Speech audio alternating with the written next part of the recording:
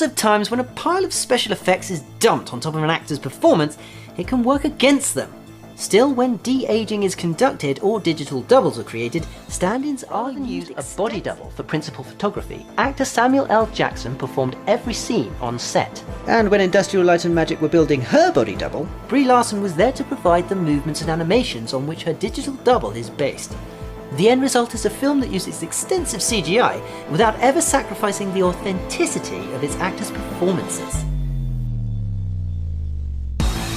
Easily the most pervasive visual effect in Captain Marvel comes in the form of a makeover given to her on-screen co-star Samuel L. Jackson.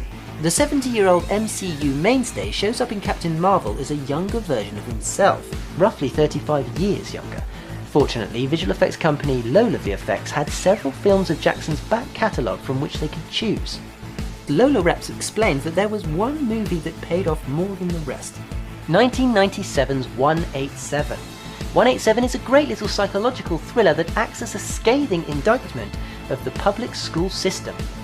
Lola's visual artists used the film as their priority reference point because young Nick Fury rocks the same clean-cut look and rock-hard stare that Jackson affects in 187. It's easy to overlook the immense amount of detailed work that goes into de-aging an actor. Lola VFX revamped around 500 shots by hand throughout the film. That work wasn't relegated to Fury's face either. The VFX team was also tasked with realigning Samuel L. Jackson's body to look like that of a 45-year-old.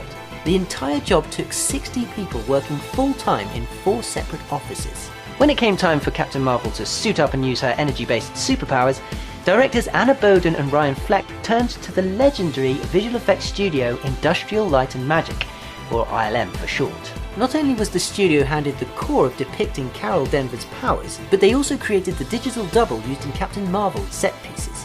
ILM also built the Kree spaceships that launch an assault on Earth in the film's final battle. When it came to translating Captain Marvel on the big screen, costume designers had a more or less locked-in aesthetic to build from. That wasn't the case when designing elements of the Supreme Intelligence.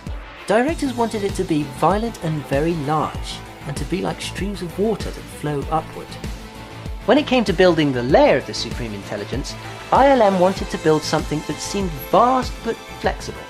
To achieve that effect, artists turned to the Louvre Museum. A set was created to mimic the new Louvre ceiling hovering above a simple white floor. In the end, the ceiling was shrouded with visual effects, and used more as a means to pipe in lighting that somehow magnifies the Supreme Intelligence's sinister nature. When filming the scenes that take place inside the Supreme Intelligence, Brie Larson and Annette Bening worked on a white stage, rather than a blue or green screen.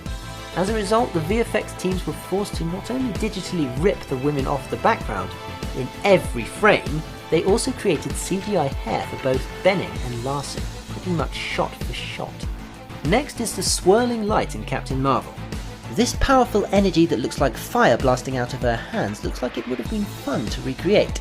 But you can't have two guys shoot flamethrowers behind Brie Larson in front of a green screen to achieve this effect.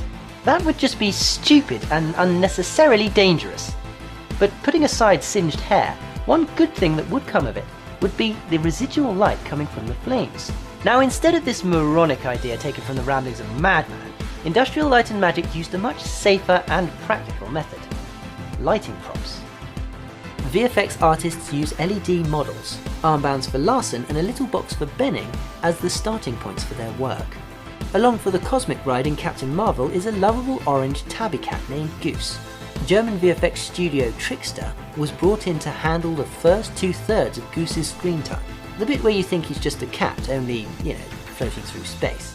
When the time comes for Goose's flirkin nature to be revealed, the work was transferred to ILM, who actually brought in stunts and had actors on wires in front of a blue screen, slammed around the set for real, for a basis to work off. And now it's time for the grand reveal. Which one of these cats is CGI? For those of you who answered the one on the right, you're wrong. It's actually the one on the left with the collar. If you'd like to keep on top of our latest videos, be sure to subscribe and hit that notification bell, and smash that like button too while you're at it. And for those of you who like the music in this video, I'll leave the links in the video description. See you next time.